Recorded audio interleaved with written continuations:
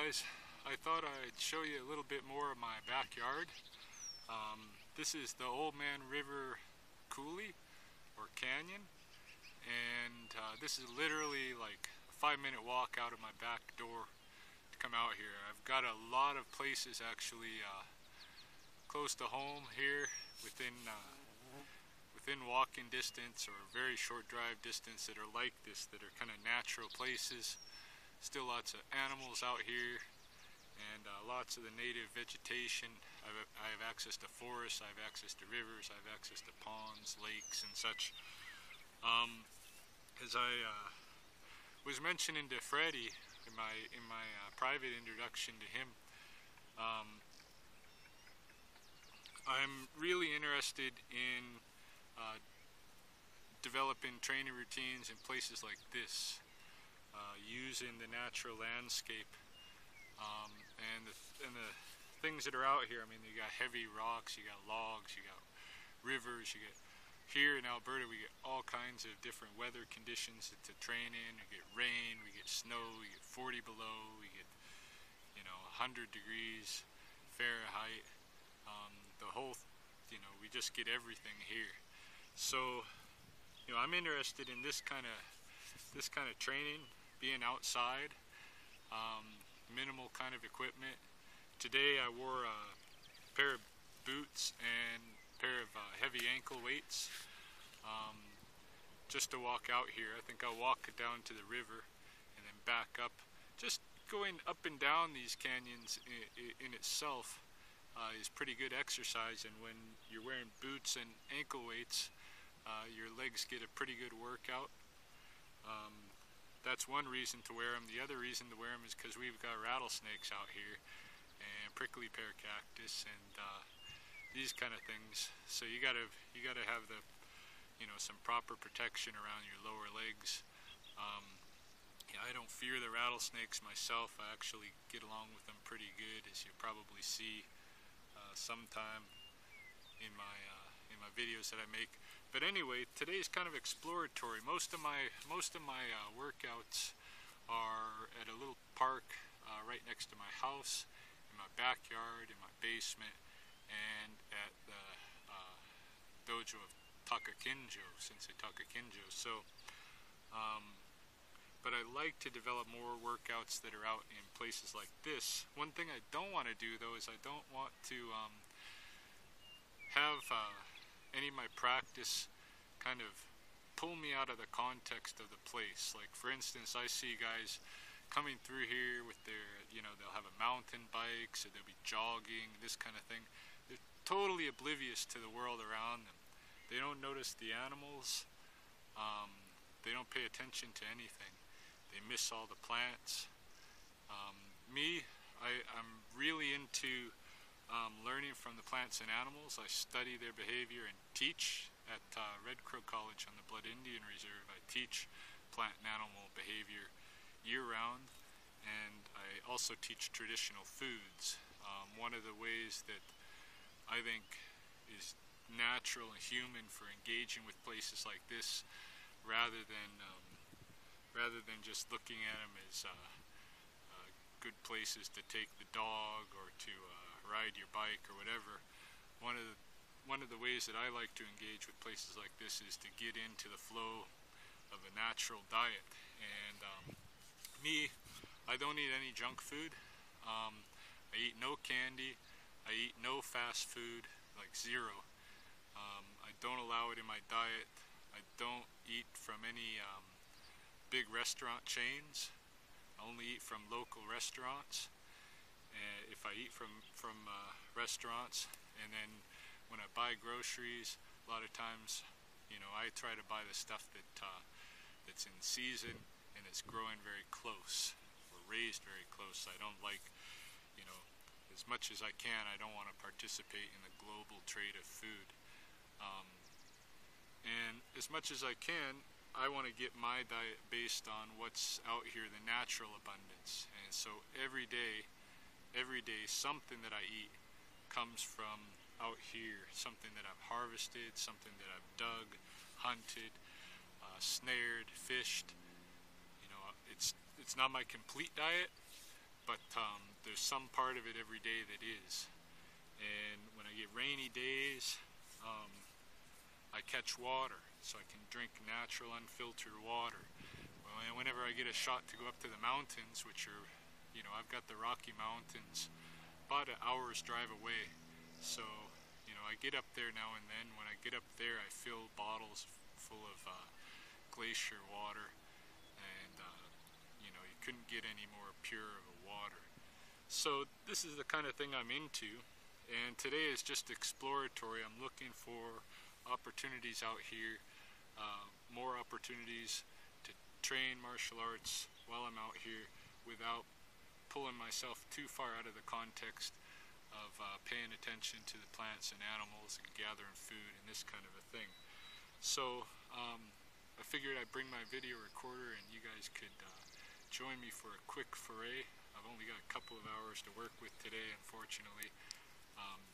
It's best to have maybe a full day out here, but a couple hours gives you something. So I'm gonna take us down to the river and see what we'll see.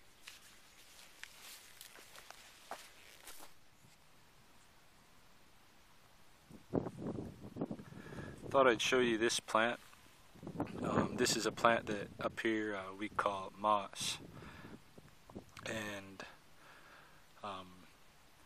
in the mainstream literature it's called prairie turnip, and this was a staple food in the diets of most plains Indian tribes.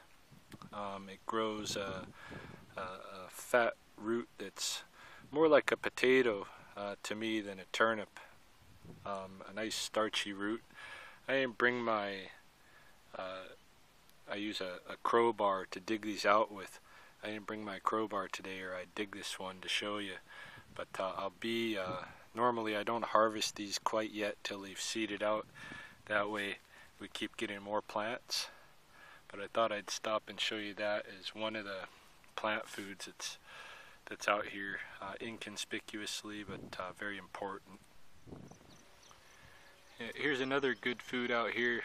This is called skunk brush sumac, and this is a really high citrus berry. You can collect it and you can eat it straight. It's kind of like eating really like Sour Patch Kids or something. It's really got a lot of citric acid on it, and so you can eat it straight like that, or you can take the berries and dry them, and when you want something like a lemonade flavored water, you throw these into the water and let them soak for a little bit, and then you can either strain them out or drink the water with the berries still in there, but it'll taste like lemons. So this is another plant that grows on the sides of these coulees here that's worth eating, and I'm going to collect some of these berries right now before I continue.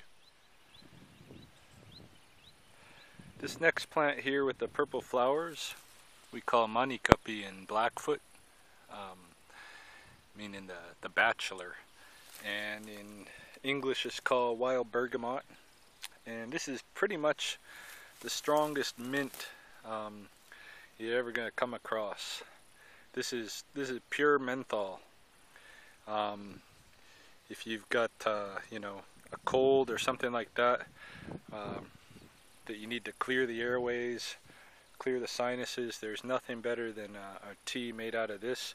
This is your Vicks. If you are from the States, this is your Buckley's. If you're from Canada, I mean, it's just a really strong menthol. And so right now it's getting ready to, well, it's in flower, so it'll soon be seeding out. Just like the other plants, I'll wait for it to seed. I'm in no rush to gather it as long as it's still in the flower stage. Once it's seeded out, then I know there's going to be more plants here next year. Of course, it's a mint, so it also travels by rhizome, by root. But in any case, I won't gather it quite yet. Wait a little bit longer, let it finish its reproductive cycle here, and then I'll be harvesting a lot of that. So, you know, for the fellow Todai here, you know, if you want some indigenous medicine, you know, just your not strong like prescription stuff, but your first aid kind of medicines, you know, when you're feeling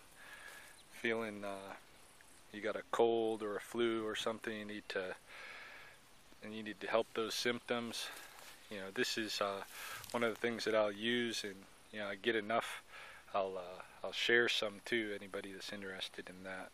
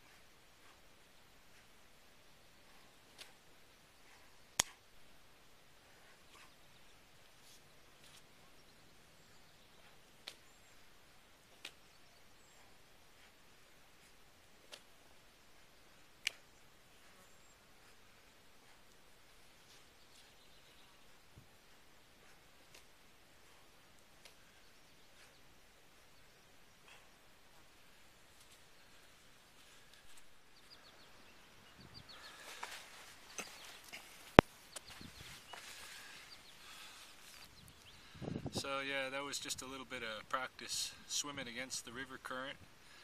It doesn't look very strong, but strong enough to hold me in one place, no matter whether I'm using the breaststroke or the crawl. This sandbar is a really pretty good place to do katas. It's not level, but that's cool because if it was level, there wouldn't be any challenge to doing the katas here. So, but it's a nice place that I can take my shoes off and do that during the summer season anyway. And now I've got only about an hour to get back up to my house. Got to go and fetch the wife from work, so we'll see if there's anything else along the way. But otherwise, I'll be coming back out here again looking for some more. I know there's some good choke cherry patches out here, and those choke cherry trees, if I find a nice tight bunch, they might be good for a little bit of drill practices on trapping and such. So that's that. I'm headed up.